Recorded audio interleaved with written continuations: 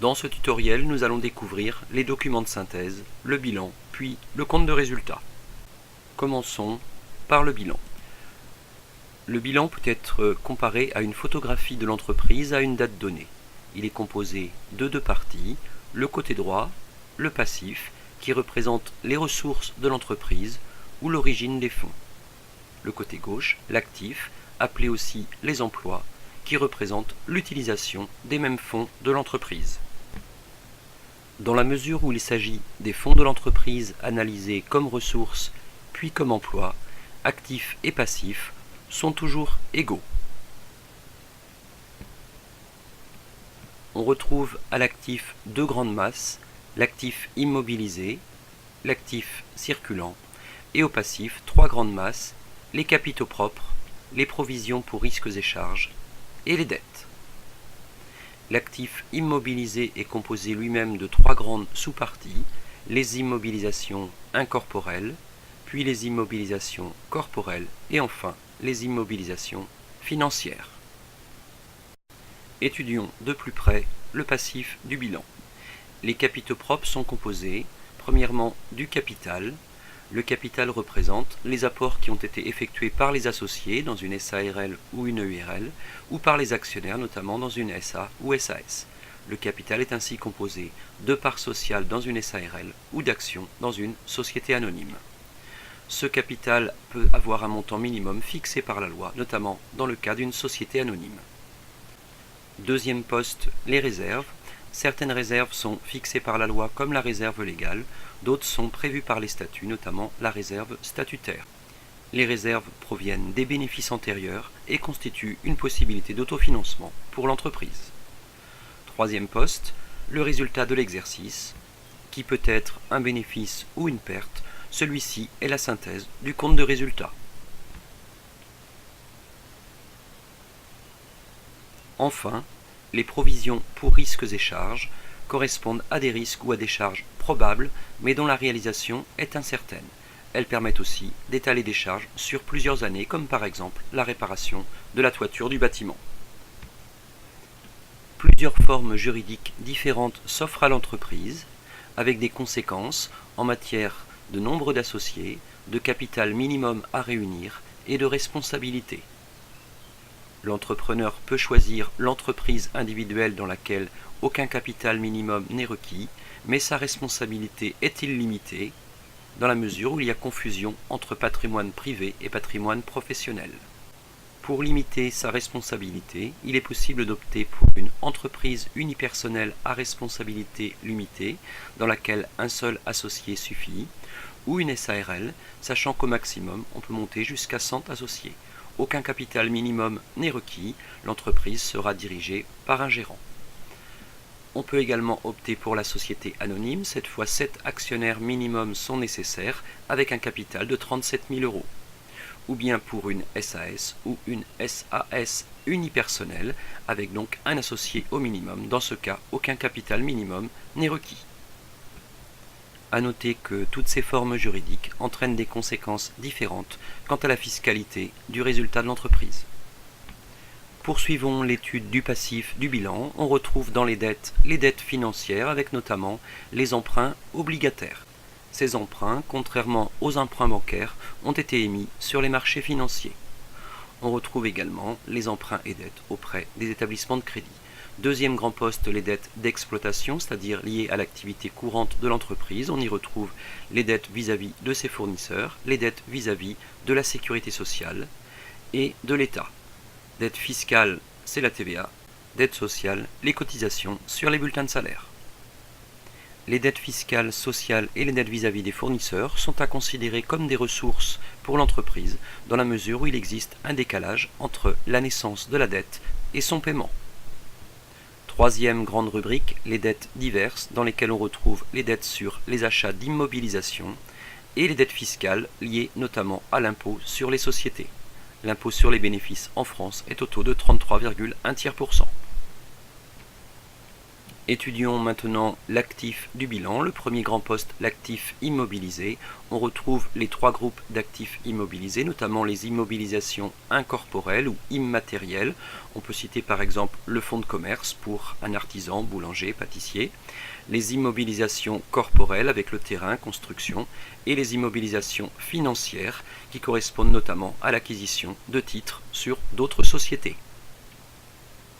On retrouve trois colonnes à l'actif du bilan. La colonne brute qui traduit la valeur d'acquisition des différents biens. La colonne amortissement et provision, sachant que l'amortissement correspond à une perte de valeur des différents biens de fait de l'usage du temps. Et par différence, on retrouve donc le net. Deuxième partie de l'actif avec l'actif circulant, composé des stocks et en cours, notamment de matières premières, de biens et services, de marchandises, des créances d'exploitation vis-à-vis notamment des clients, des valeurs mobilières de placement qui sont des titres gérés à court terme et des disponibilités, c'est-à-dire l'argent dans la banque et dans la caisse. Pour expliquer le 21 000 dans la troisième colonne, il s'agit cette fois-ci d'une provision, c'est-à-dire l'estimation d'une perte de valeur probable sur un client litigieux. Pour résumer, on peut dresser un bilan schématique. Le bilan est donc composé de deux grandes parties, le passif, les ressources, composées elles-mêmes des capitaux propres et des dettes, et de l'actif, les emplois, composés eux-mêmes de l'actif immobilisé et de l'actif circulant. Bien sûr, actif égale passif. Étudions maintenant le deuxième document de synthèse, le compte de résultat. À la différence du bilan, le compte de résultat n'a une durée de vie que d'une seule année. Il traduit l'ensemble des produits et des charges qui ont été constatés au cours de l'exercice comptable et il est remis à zéro à la fin de chaque année. On y retrouve deux parties. Côté gauche, les charges exprimées hors taxes et ici en milliers d'euros, et côté droit, les produits exprimés également hors taxes. Ceci est logique dans la mesure où la TVA n'est jamais ni une charge ni un produit pour l'entreprise. Elle est donc neutre sur son activité. Le côté gauche du compte de résultat prend le nom de débit. Les charges sont portées au débit du compte, alors que le côté droit s'appelle le crédit.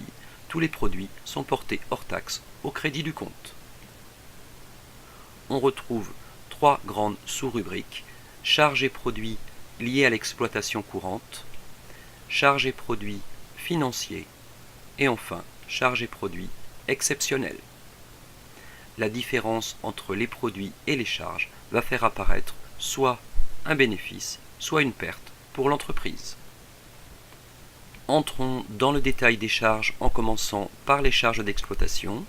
On y retrouve 5 grandes rubriques, notamment le coût d'achat des marchandises vendues, qui signifie la valeur des marchandises qui ont vraiment été consommées dans la période, soit les achats de marchandises, plus ou moins la variation de stock. Deuxième groupe, les consommations de l'exercice en provenance des tiers. Il s'agit là de toutes les factures qui ont été payées à divers fournisseurs.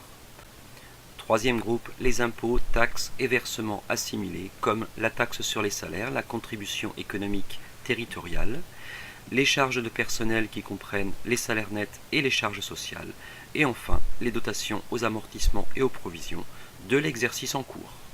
On retrouve ensuite les charges financières avec notamment les dotations aux provisions et les intérêts des emprunts, les charges exceptionnelles avec, dans le cas de la revente d'une immobilisation, la valeur comptable de l'élément de l'actif cédé, l'impôt sur les bénéfices et, si l'entreprise a réalisé un bénéfice, on retrouve cette valeur du côté des charges pour l'équilibre du document. On a ici pour nous les 20 800 € que l'on retrouvait également dans le bilan. Regardons maintenant les produits. On y retrouve par symétrie les produits d'exploitation liés à l'activité courante de l'entreprise. Ils sont composés des ventes de marchandises, des ventes de produits, des ventes de prestations-services, et l'ensemble constitue donc le chiffre d'affaires de l'entreprise. L'entreprise peut également se produire pour elle-même des biens. On parle de production immobilisée. On retrouve également des produits financiers qui sont liés aux intérêts des placements, aux dividendes qu'elle a pu recevoir, et des produits exceptionnels qui peuvent être liés à des pénalités reçues pour retard de paiement ou des dégrèvements d'impôts, et enfin les produits de cession d'éléments d'actifs qui correspondent à la valeur de revente d'une ancienne immobilisation. Si l'entreprise a réalisé une perte, la valeur de la perte figurera du côté des produits à nouveau pour équilibrer ce document. En synthèse, la structure d'un compte de résultat est la suivante. Un tableau avec deux parties, le côté gauche les charges, avec les charges d'exploitation financière et exceptionnelles, par symétrie le côté droit les produits d'exploitation financiers et exceptionnels. Deux cas de figure, si les produits sont supérieurs aux charges, l'entreprise a réalisé un bénéfice, et si les charges sont supérieures aux produits, il s'agit d'une perte pour cet exercice. Dans cette troisième partie, nous allons aborder l'enregistrement des flux comptables. Nous disposons d'un côté de quelques comptes du bilan, de comptes d'actifs, de comptes de passifs, du côté droit, 3 comptes du compte de résultat, 2 comptes de charges, un compte de produit. Pour rappel, le côté gauche d'un compte s'appelle le débit et le côté droit s'appelle le crédit. Tous les comptes d'actifs augmentent du côté gauche, du côté du débit, et diminuent du côté du crédit. Tous les comptes de passifs augmentent au crédit et diminuent au débit. Tous les comptes de charges augmentent au débit. Tous les comptes de produits augmentent au crédit. En comptabilité, les écritures sont passées selon le principe de la partie double, ce qui signifie que la somme des débits égale la somme des crédits. Premier exemple, vente de marchandises à crédit pour 1 000 €. On constate une vente de marchandises au crédit pour le compte vente de marchandises. À crédit, cela signifie que le client n'a pas encore payé et que les clients nous doivent 1 000 € de plus. On retrouve bien un débit pour un crédit. Deuxième opération, toujours vente de marchandises, payé moitié à crédit, moitié au comptant, 1 000 € au crédit de vente de marchandises, 500 € dus par les clients et 500 € qui rentrent dans la banque. Somme des deux débits égale somme des crédits. Troisième opération, achat de marchandises pour 3 500 € à crédit. On retrouve le compte de charge achat de marchandises. La somme n'ayant pas été payée, elle est due à un fournisseur. Somme des débits égale à nouveau somme des crédits. Quatrième opération, le paiement du loyer mensuel par chèque pour 1 200 €. Location au débit pour 1 200 et la banque diminue de 1 200. On retrouve encore débit égale crédit. Dernier exemple, l'entreprise a contracté un nouvel emprunt bancaire pour 12 000 €. 12 000 € en augmentation dans les emprunts de l'entreprise et 12 000 € reçus au débit du compte banque. Débit égale crédit à nouveau. Prenons maintenant l'exemple d'un bilan simplifié avant et après une opération comptable. Paiement d'un client pour 10 000 € par chèque. Les clients doivent à l'entreprise 60 000 €. Le montant en banque est de 300 000 €. Après l'opération, les clients doivent encore 50 000 € à l'entreprise et le compte banque a augmenté. Il est à 310 000 €. On retrouve toujours dans les deux cas total de l'actif égale total du passif. Nous arrivons dans la dernière partie avec l'établissement du compte de résultat et du bilan à partir d'une balance. La balance est un document comptable qui reprend tous les comptes de l'entreprise qui ont été mouvementés au cours de l'année. La balance est donc forcément équilibrée. Les comptes des classes 1 jusqu'à 5 servent à former le bilan, tandis que les comptes des classes 6 et 7, appelés aussi comptes de gestion, serviront à former le résultat de l'exercice.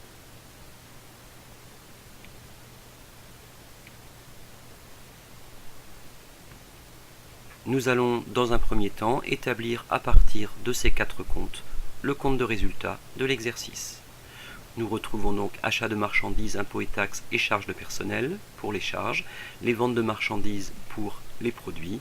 Le total des produits est donc de 2 960 000, celui des charges de 2 770 000 et par différence, il apparaît un bénéfice de 190 000. En reportant les comptes de l'actif du bilan, nous avons un total de 3 110 000. Côté passif, il nous manque une valeur, c'est le résultat de l'exercice, 190 000, qui va permettre d'équilibrer le bilan pour avoir un passif également à 3 110 000.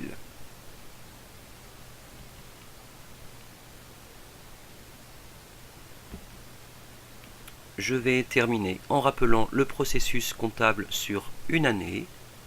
L'entreprise dispose au 1er janvier de son bilan d'ouverture, alors que le compte de résultat a été remis à zéro.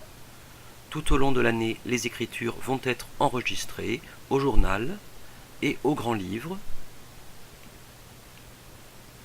À la fin de l'année, il va être édité une balance avant inventaire.